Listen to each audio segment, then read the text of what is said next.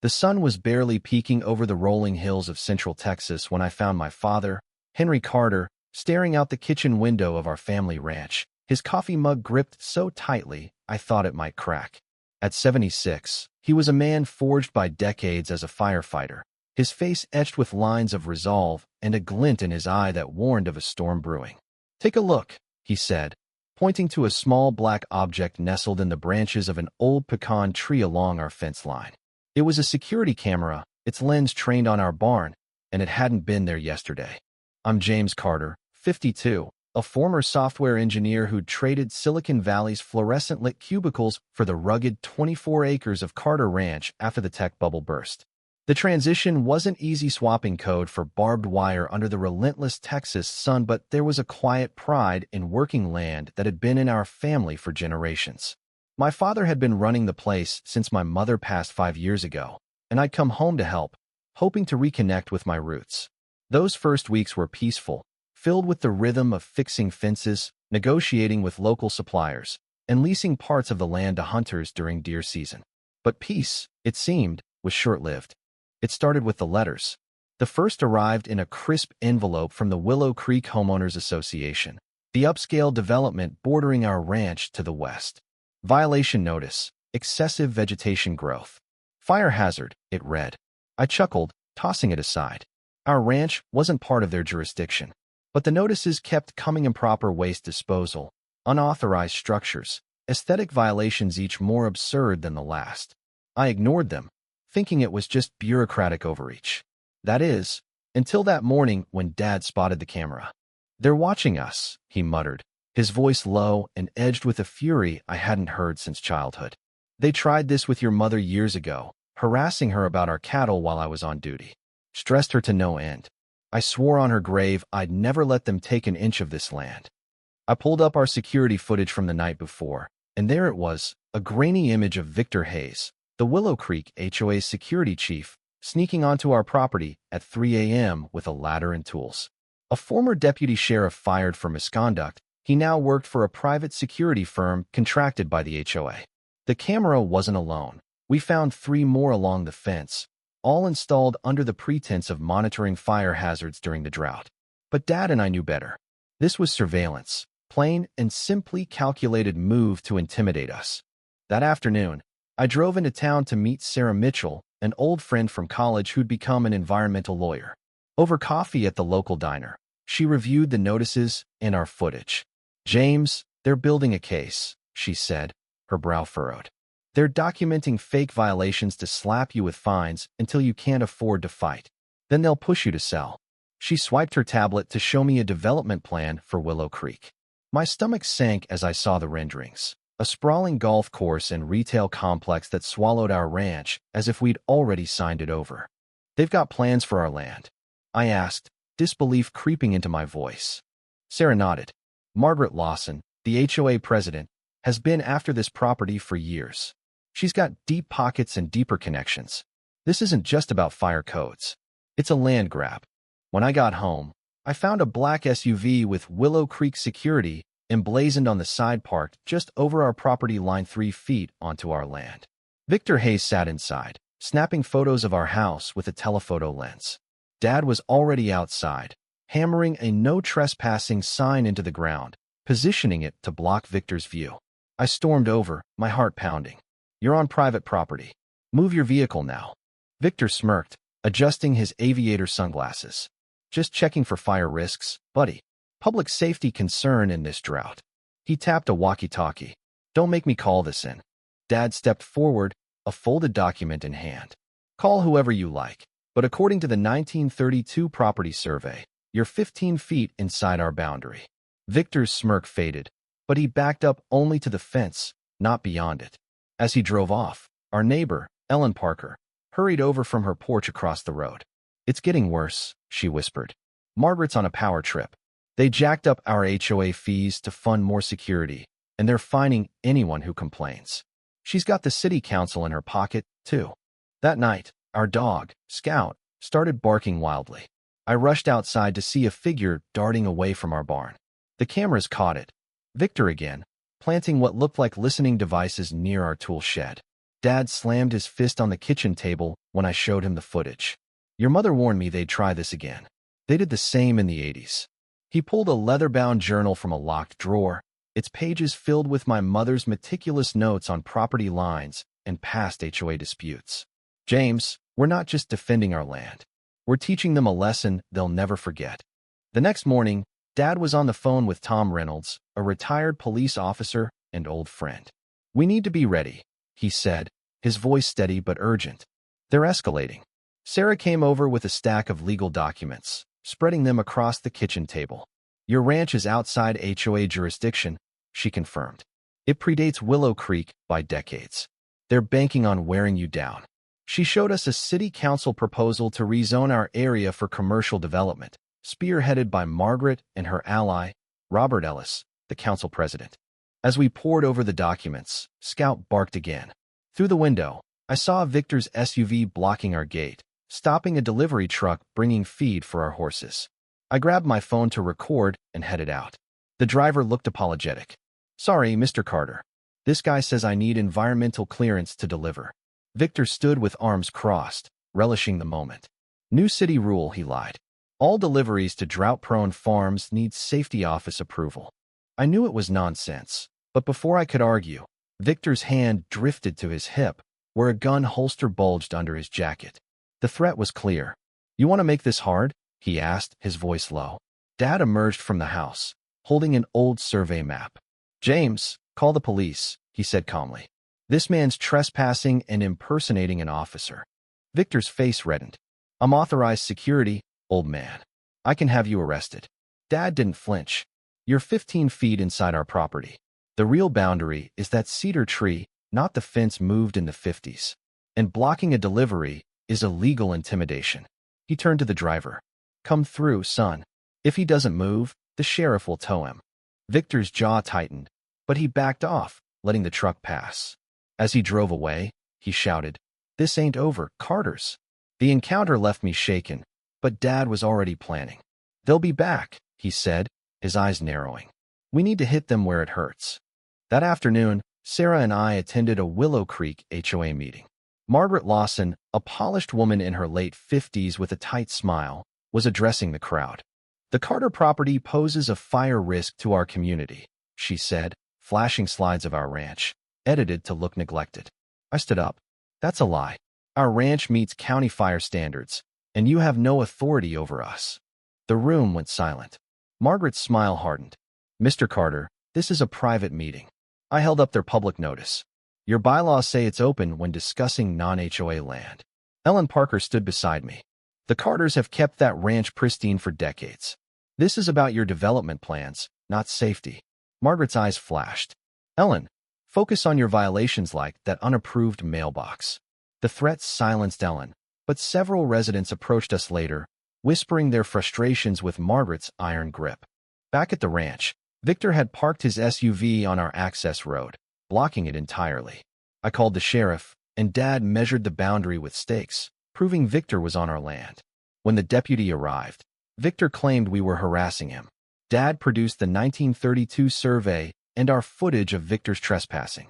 The deputy sighed. Move your vehicle, sir, or it's towed. Victor glared but complied, muttering, My boss won't like this. Neither will the council. As the sun set, painting the hills a fiery red, Dad made calls about burn permits and fire protocols. He spread a map of our ranch on the table, marking areas in red.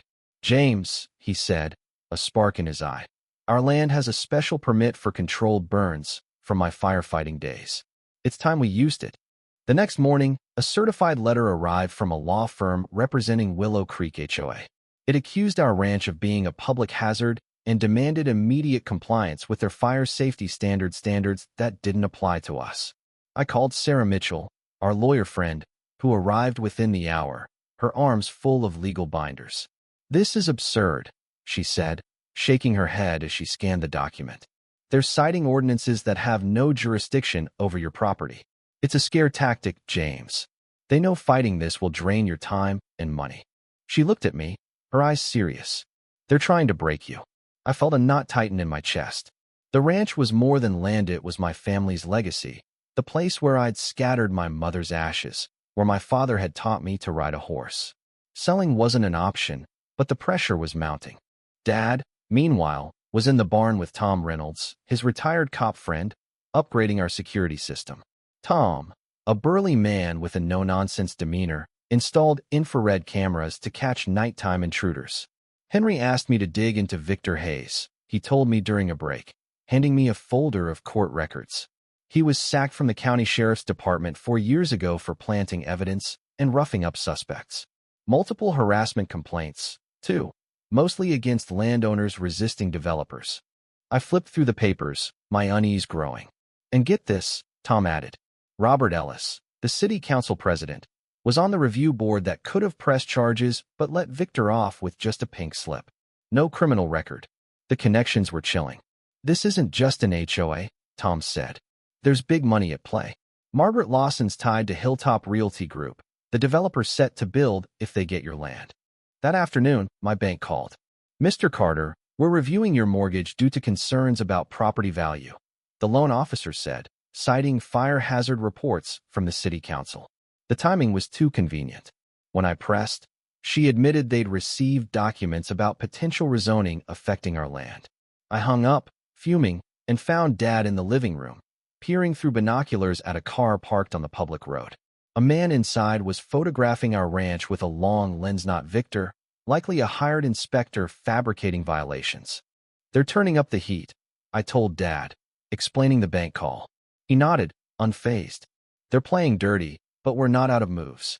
That evening, we attended a city council meeting where Robert Ellis presided. The agenda included fire safety measures for rural areas near developments, targeting our ranch. During public comments, I stood, my voice steady despite my nerves. This isn't about safety. It's about forcing us to sell. We have proof of HOA trespassing, illegal surveillance, and supplier harassment. Robert cut me off. Mr. Carter, this isn't the place for personal disputes. Take it up with the HOA. The audience murmured, some in disagreement. Dad stood beside me, unfolding our property maps. I've lived here 50 years, he began, his voice commanding attention. I spent 30 of them as a firefighter, saving homes and businesses. I know when fire codes are being twisted for a land grab. He held up our fire safety certifications. Our ranch meets every county standard. We owe nothing to an HOA we're not part of. Robert tried to interrupt, but Dad raised his voice. Fire tests gold, and I'll use it to test their lies. The crowd gasped, some chuckling nervously. Robert banged his gavel. That sounds like a threat, Mr. Carter. Dad smiled calmly. Just a fact. I know fire codes better than anyone here, and I know when they're being abused. As we left, Margaret Lawson cornered us in the parking lot, Victor looming behind her. You're making a mistake, she hissed, pointing at me. We'll buy your land at a generous price. Settle now, or it'll cost you, Victor added. Old ranches burn easily in droughts. Accidents happen. Dad stepped forward. Threatening a former fire chief with arson is a federal crime, son. Victor's smirk vanished, and they retreated without another word. Back at the ranch, we found our gate vandalized with fire hazard spray painted in red. Scout led us to a man in a fake Environmental Protection Department uniform trying to access our shed. Tom emerged from the shadows. Funny, I called the real EPA. They've got no inspection scheduled here. The man fled, his ID badge forged. I turned to Dad, my frustration boiling over. Maybe we should sell? This is getting dangerous, and they've got everyone in their pocket. Dad's face hardened, disappointment in his eyes. Is that what your mother would have done? She fought for this land until her last breath. His words stung, and I lay awake that night, replaying them. He was right. I'd been thinking of surrender when I should have been strategizing. Over breakfast, I apologized. Dad nodded, spreading a detailed ranch map on the table. There's something you need to know, he said, tracing the western boundary. When I was with the fire department, I got a special permit for controlled burns due to our high-risk zone. It's still valid and trumps any HOA or city rules. He showed me the document, stamped with county seals. So, we can legally burn on our land? I asked, a plan forming. Dad grinned. As long as we follow safety protocols and notify the fire department. Margaret and Victor won't see it coming. Sarah arrived with more dirt on Margaret. She was linked to a real estate scam in her last town, she said, showing us news articles. No convictions, but plenty of red flags. And Hilltop Realty's already pre-sold golf club memberships for a resort partly on your land. If they don't get it, they'll owe millions to angry investors. The stakes were clearer. Now they weren't just greedy, they were desperate. Tom, monitoring our cameras, showed us footage of Victor flicking cigarette butts into dry grass near our fence, twice sparking small fires we'd had to extinguish. He's either reckless or trying to burn you out, Tom said. Dad's expression darkened. We need to act before this idiot torches the county. Dad outlined his plan, a controlled burn along our western boundary, where Victor often parked his SUV on our land. He'd create fire breaks, check wind patterns, and ensure safety measures. I hesitated. What if it goes wrong? Dad shook his head. I fought fires for 30 years, James. I can control one.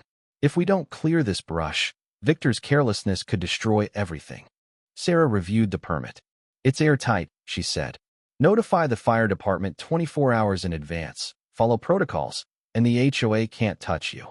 If Victor's trespassing during your burn, that's his problem. We spent the day preparing. Dad called the fire department to schedule the burn, marked fire breaks, and checked water tanks. Tom kept watch on Victor's movements, noting he'd been patrolling our boundary round the clock. That evening, our security system pinged.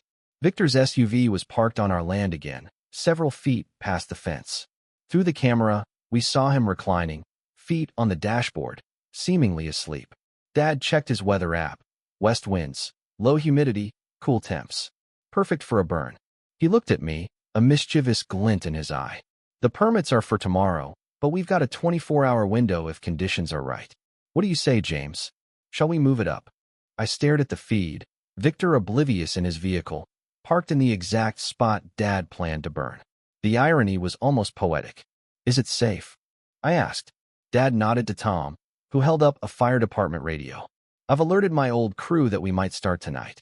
They're ready, and the fire breaks are set. Victor's car won't be in danger, just surrounded. Sarah confirmed the legality.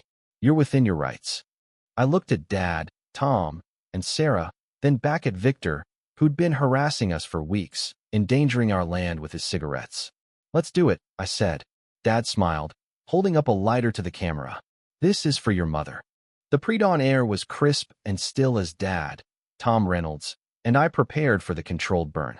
The Texas sky was a deep indigo, just beginning to lighten at the edges, and the ranch was silent except for the occasional rustle of Scout, our dog, pacing nearby. Dad, in his old fire-resistant jacket, checked the fire breaks one last time, his movements precise from decades of experience. Tom held a fire department radio, its faint crackle reassuring us that backup was on standby. I gripped a drip torch, my heart pounding not from fear, but from the weight of what we were about to do. Through the infrared camera, we confirmed Victor Hayes was still asleep in his SUV, parked brazenly on our land, right in the heart of the burn zone. His head was tilted back, mouth slightly open, oblivious to the storm we were about to unleash. Remember, Dad said, handing me a pair of gloves, this is a legal fire prevention measure. We're clearing dry brush to protect the ranch during this drought. Victor's trespassing is his own mistake. Tom nodded, speaking into the radio. Fire department's got a truck ready, but they trust your plan, Henry. It's a textbook. We started at the downwind edge, igniting small patches of grass with the drip torch. The flames caught quickly, low and controlled, sending up thin curls of smoke. We worked methodically, creating a horseshoe pattern that would encircle Victor's vehicle while leaving a clear exit path to the public road. Every step was calculated, every flame monitored. Dad's years as a firefighter shone. Thruff moved like a conductor, orchestrating the fire with absolute control. Sarah Mitchell arrived just as the eastern sky turned pink, carrying a clipboard with our permits and a fire department inspection certificate from the previous month. She surveyed the burn with a nod. Perfect execution, she said. If anyone questions this, we've got every base covered. The flames stayed low, consuming the brittle undergrowth exactly as planned. I kept one eye on the fire and another on Victor's SUV, waiting for the moment he'd wake up. As the sun crested the hills, casting long shadows across the ranch, a shout echoed from the SUV. Victor had finally stirred, his eyes wide with panic as he saw the ring of flames around him. Through binoculars, I watched him fumble his phone, nearly dropping it as he yelled into it, his face a mix of fear and fury. "Right on time," Dad murmured, checking his watch. "Fire department's due in 3, 2, 1. A red fire truck rolled up the main road, its lights flashing, responding to both our scheduled notification and, no doubt, Victor's frantic call. Two firefighters approached, one an old colleague of Dad's named Bill. "Morning, Henry," Bill called, clipboard in hand. "Clean burn, you've got here. Permits ready." Dad and Sarah handed over the paperwork, while I kept watch on Victor. He was gesturing wildly, still on his phone, his SUV now backed up to the edge of the burn zone, but still on our land.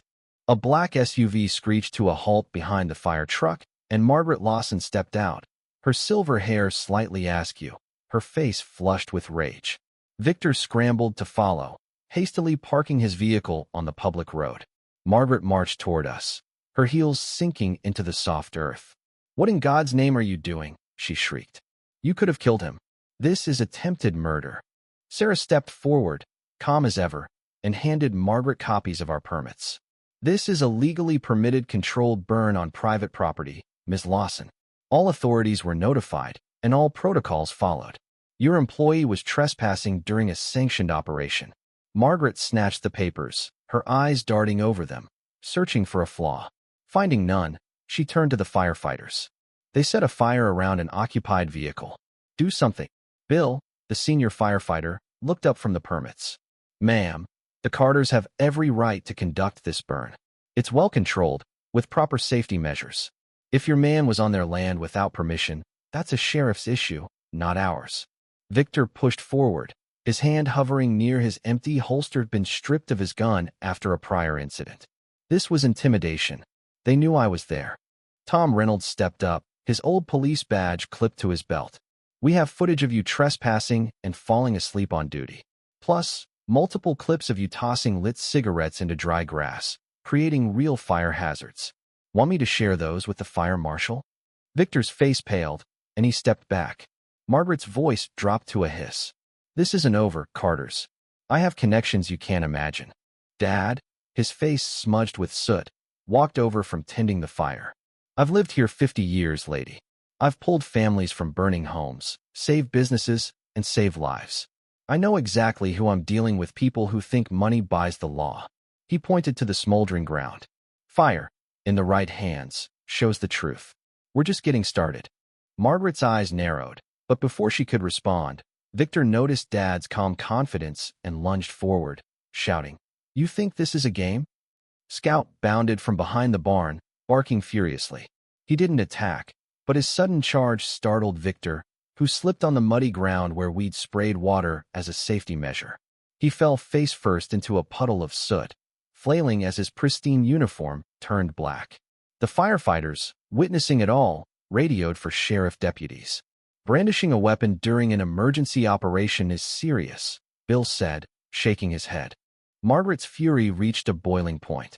"You'll pay for this," she spat, storming back to her SUV. "Nobody crosses me in Willow Creek." Dad watched her go, unruffled. "I've faced infernos with trapped kids inside," he said quietly. "You're just a spark that won't catch." The story of the controlled burn spread through Willow Creek like wildfire. Cell phone videos of Victor's SUV surrounded by flames and his muddy tumble circulated among neighbors, turning the incident into a mix of justice and comedy. Some Willow Creek residents stayed loyal to Margaret, but others began questioning her leadership. Ellen Parker hosted a meeting at her home, where homeowners shared tales of exorbitant fines, selective rule enforcement, and veiled threats. I attended with Sarah, who explained their rights. "Your bylaws allow you to call for a special election to remove board members," she told the group. "You have power if you use it." The room buzzed with cautious hope, but Margaret wasn't done. Through Robert Ellis, she pushed for an emergency city council vote to annex our ranch into city limits, subjecting us to new regulations and potential eminent domain. When we learned this, Dad tapped his network of former colleagues, flooding the council with letters and petitions against the move. Tom uncovered another wrinkle. "They've hired a so-called independent assessor to label your ranch a fire risk needing city oversight," he said, showing us documents. Sarah dug deeper and found the assessor was Robert Ellis's cousin. "Conflict of interest," she said, smiling. We can use this. The pressure was taking a toll. My bank account was frozen over environmental disclosure issues, clearly Margaret's doing. Local suppliers faced threats to stop delivering to us, and hunters leasing our land reported harassment. But the community began to rally. Neighbors dropped off hay for our horses, and a group of Willow Creek residents formed a fairness committee to challenge Margaret's reign. The night before the annexation vote, Dad revealed he'd been feeding tips to a local reporter, Diane Walsh, about Margaret and Robert's ties to Hilltop Realty. She's working on an expose, he said, showing me emails. He opened my mother's journal to a page I hadn't seen, pointing to a 1932 survey. Your mother found that 5 acres of Willow Creek, including their clubhouse, legally belonged to us. She didn't pursue it while sick, but left it for us to use if they came after our land again. The revelation hit me like a thunderbolt. We own part of their development. Dad nodded. It's our ace in the hole. As we prepared for the council meeting, I felt a mix of dread and determination. Margaret was cornered, and cornered animals fight hardest. The city council chamber in Willow Creek was packed to the rafters, the air thick with tension as residents stood shoulder to shoulder, some spilling into the hallway. The annexation vote loomed, a thinly veiled attempt to seize our ranch under the guise of fire safety. Robert Ellis, the council president, called the meeting to order, his eyes darting nervously across the crowd. At 52, I'd seen my share of corporate power plays in Silicon Valley. But this was different. This was personal, a fight for the land my family had poured their hearts into for generations. My father, Henry Carter, sat beside me, his weathered hands clutching a folder of documents, including the 1932 survey that could turn the tables. Sarah Mitchell, our lawyer, was on my other side, her tablet open to notes on Robert's conflicts of interest. Tom Reynolds, our retired cop ally, stood near the back, keeping an eye on the crowd. Ellen Parker and her fairness committee were scattered among the audience, ready to speak out.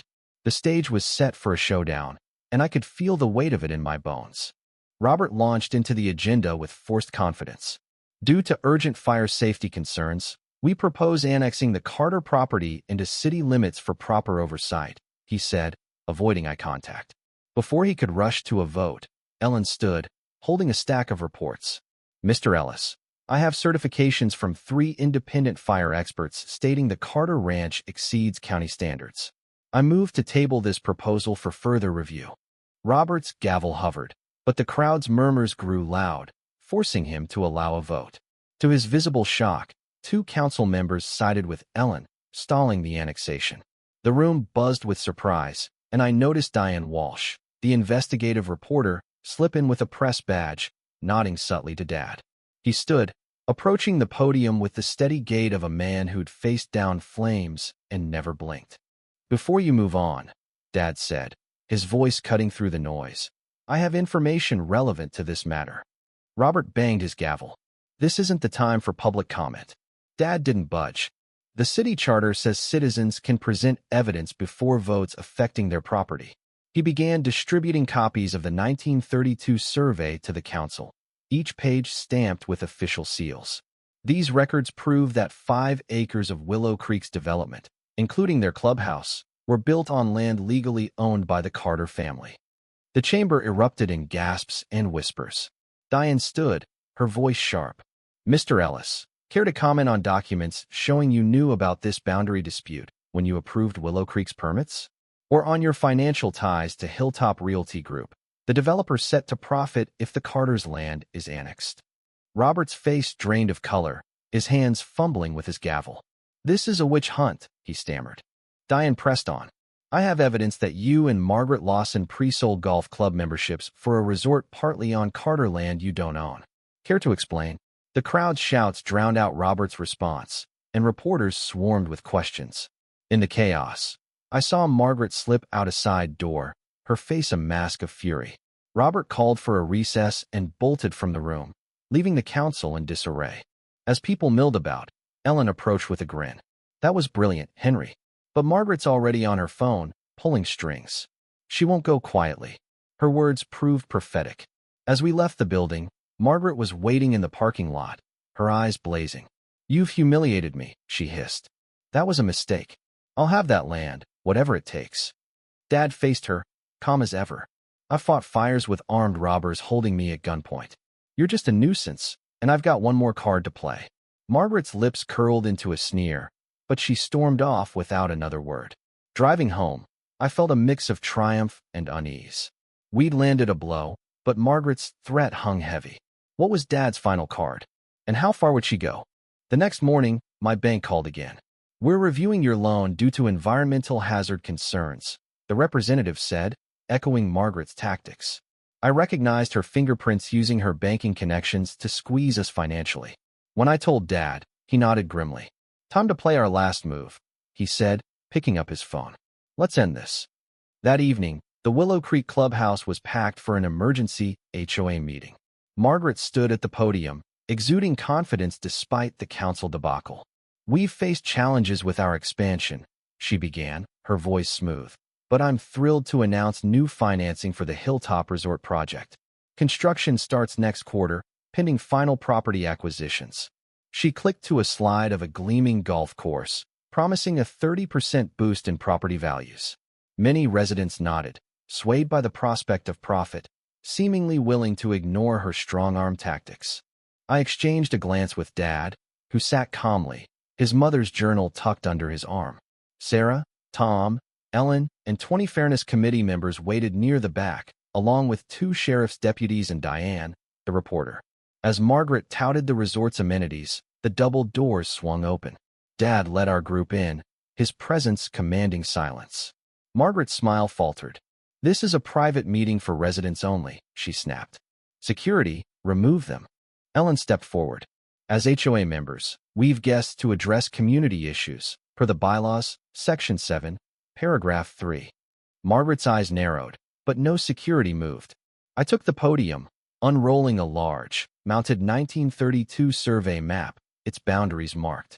"Ladies and gentlemen," I began, "what Ms. Lawson hasn't told you is that this clubhouse stands on 5 acres legally owned by the Carter family."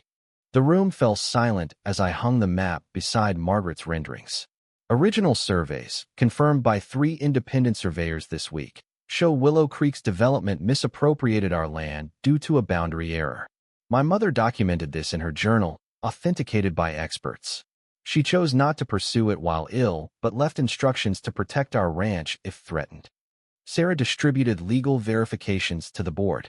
Margaret sputtered. "This is preposterous. These could be forged a desperate ploy to stall progress." Diane stepped up, recorder in hand. "Ms. Lawson, care to comment on evidence you knew about this boundary issue before Willow Creek's permits were issued? Or on pre-selling memberships for a resort on land you don't own?" Margaret's composure cracked. "This is a witch hunt. I've worked to improve this community while the Carters cling to their outdated ranch, blocking everyone's future." In her rage, she made a fatal mistake. Of course, I knew about the boundary issue. Everyone did back then. After 50 years, possession is 9/10 of the law. The crowd gasped, realizing she'd admitted to knowingly building on our land. A deputy stepped forward. "Ms. Lawson, we need you to come to the station for questioning." Robert Ellis, trying to slip out, was blocked by Tom and the second deputy. "Mr. Ellis, we have questions about your ethics violations," the deputy said. Victor Hayes burst in, red-faced. "This is a setup," he shouted, reaching for his empty holster, was still under investigation for pulling a gun during the burn. Tom held up a recording device. "Mr. Hayes, we have you on tape planning to plant drugs on the Carter property. Care to explain to the officers?" The meeting dissolved into chaos as residents demanded answers from the board, who sat frozen. Ellen seized the moment, calling for a vote of no confidence in Margaret's leadership and proposing an interim board. The motion passed overwhelmingly, with only Margaret's closest allies dissenting. As the meeting ended, residents approached us with apologies and congratulations. I assured them we wouldn't evict anyone or demand homes be torn down. We just wanted our land's boundaries respected. Ellen, elected interim HOA president, pledged to work with us for a fair resolution. The weight of the fight began to lift, but I knew the final chapter was yet to come. The fallout from the Willow Creek HOA meeting was swift and seismic. The image of Margaret Lawson's public unraveling admitting she knew about the boundary dispute spread through town faster than a brush fire. Diane Walsh's expose hit the front page of the county newspaper the next morning, detailing Margaret's ties to Hilltop Realty Group, her collusion with Robert Ellis, and their scheme to strong-arm our ranch into a forced sale. Victor Hayes's recorded plan to plant drugs on our property was the final nail, painting a picture of corruption that even Margaret's staunchest allies couldn't defend. At 52, I'd seen enough corporate scandals in Silicon Valley to know that power often hides behind polished smiles and legal jargon. But this fight, rooted in the Texas soil my family had tilled for generations, felt different. It wasn't just about saving our 24-acre ranch, it was about honoring my mother's memory, my father's grit, and the principle that no one, no matter how connected, should bully their way onto your land. As I stood in the kitchen with my father, Henry Carter, watching the sunrise paint the hills gold, I felt a quiet pride. We'd faced a Goliath and were still standing. The legal aftermath unfolded quickly. Margaret and Robert were indicted on charges of fraud, ethics violations, and abuse of power. Victor was arrested for conspiracy to plant evidence and impersonating a police officer. His security license was revoked. The bank, embarrassed by its role in Margaret's financial pressure tactics, issued a formal apology and restored my account to good standing. Suppliers resumed deliveries, and the hunters leasing our land reported no further harassment. The community's support grew stronger. Neighbors brought over homemade pies, and local farmers offered to share equipment, a reminder that Willow Creek was more than its HOA. But the heart of our victory lay in the 5 acres we reclaimed. The 1932 survey, backed by my mother's journal and confirmed by independent surveyors, proved that part of Willow Creek's development, including their clubhouse, stood on Carter land. It was a bombshell that could have torn the community apart. We could have demanded the clubhouse be demolished, homes relocated, or sued for decades of back rent. Instead, Dad had a different vision. "We don't need to destroy to win," he said one evening, spreading a new map on the kitchen table. "Your mother always said this land was for building, not breaking." He proposed using part of the reclaimed acres to create a community park, a shared space for both our ranch and Willow Creek residents. It would serve as a buffer, easing tensions, and offer a place for kids to play, families to gather, and neighbors to reconnect. I nodded, seeing the wisdom in turning a battleground into a bridge. Ellen Parker, now the interim HOA president, embraced the idea. At a series of community meetings, we worked out the details. The HOA agreed to cede the 5 acres back to us, and we donated 3 for the park, retaining 2 for our ranch. The clubhouse would stay, but its lease would be formalized with a modest annual fee, ensuring legal clarity. The Fairness Committee, led by Ellen, pushed through reforms: transparent elections, clear bylaws, and caps on finesse to prevent another Margaret from rising. The park's construction became a community effort. Volunteers from Willow Creek and our longtime neighbors pitched in, planting trees, building benches, and installing a playground. Dad, at 76, was out there most days, directing the layout of a small pond he insisted on, claiming it would attract birds and make the place feel alive. Scout, our dog, became a mascot, chasing kids and fetching stray tools, his tail wagging like a metronome. A year later, the grand opening of Carter Community Park drew a crowd that stretched across the green. The air smelled of barbecue, and laughter mingled with the clinking of lemonade glasses. Ellen took the stage, a makeshift platform under a pecan tree, and addressed the gathered families. "The Carters could have torn us apart," she said, her voice carrying over the chatter. "They had every right to demand we rip down our clubhouse and homes. Instead, they chose to build something for all of us. That's what community means." The crowd applauded, and I caught Dad's eye. He was tossing a ball for Scout near the pond, his face creased in a rare smile. As Ellen stepped down, I took the microphone, a lump in my throat. "This park isn't just about land," I said. "It's about standing up when someone tries to take what's yours, not with hate, but with resolve. My father taught me that, and my mother's memory guided us. We fought for our ranch, but we built this for everyone." The day unfolded like a dream. Kids swarmed the playground. Teens played frisbee, and old-timers swapped stories on benches. Former Willow Creek loyalists, once swayed by Margaret's promises, now mingled with our friends, the old divides fading. I watched a group of residents who'd once shunned us thank Dad, their voices earnest. He nodded, never one for fanfare, and tossed Scout's ball again. As the sun dipped low, turning the sky a fiery orange that echoed the controlled burn that started it all. Dad walked over, patting my shoulder. "Your mother would be proud," he said. "She always said you protect what's yours by clearing the underbrush. Makes room for new growth." I looked at the park, alive with laughter, and realized he was right. That ring of flames around Victor's SUV had done more than scare off a bully. It had burned away years of mistrust, creating space for something better. The legal battles were over, but their lessons lingered. Margaret's downfall exposed how power can corrupt, how money can twist justice, and how communities can fracture under greed. Yet our victory showed another truth. Knowing your rights, standing firm, and building alliances can topple even the most entrenched foes. Dad's knowledge of fire codes and boundary laws, combined with his refusal to back down when I wavered, had saved our ranch. But his choice to share the reclaimed land had saved something bigger, a sense of unity in Willow Creek. Sometimes, Dad said as we watched kids chase fireflies in the dusk, a small fire prevents a bigger one. It was the first lesson he'd learned as a firefighter, and it applied to more than flames. The law, he believed, was meant to protect, not to be wielded as a weapon by those like Margaret. I nodded, grateful for his wisdom. Without it, we might have lost everything. Instead, we preserved our heritage and forged a stronger community. As I drove home that night, the park's lights fading in the rear view, I thought about the cost of our fight. The stress, the sleepless nights, the moments I doubted we could win. They were worth it for this outcome. But I wondered about the broader questions our story raised. How many others faced similar injustices, lacking the resources or knowledge to fight back? How far should you go to protect what's yours, and when does resistance tip into vengeance? These were questions I couldn't fully answer, but they gnawed at me, demanding discussion. The Carter Ranch stood stronger than ever, its boundaries clear, its legacy intact. The park was a testament to what we could achieve when we fought not just for ourselves, but for something greater. As the stars emerged over the Texas hills, I felt a peace I hadn't known in years. We'd faced the fire, and we'd come out not just unburned, but renewed. I'd love to hear your thoughts in the comments below.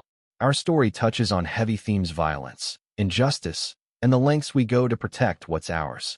Have you faced a situation where you had to stand up to unfair treatment? Where do you draw the line between defense and aggression? Share your perspective, and let's get a real conversation going. Your voice matters.